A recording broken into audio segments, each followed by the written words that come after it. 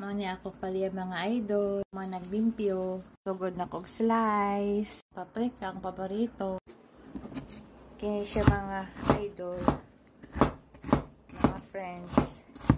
And preparation ni kay ang tugnaw dire taas kayo kumpara sa summer.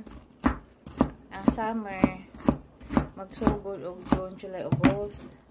Pero ang init gid ha magsugod og second week of June. Tapos mag-end na siya sa August. Pero first week of autumn, September, first week to second week ang weather, ang season, weather diha kay kuan pa. Init. Pero pagpasok sa October, di na makasot og inani. Kaya na long sleep na. So, samtang napay baligay na niya kay mangandam para adunay makaon panahon sa tugnaw. So, inig ka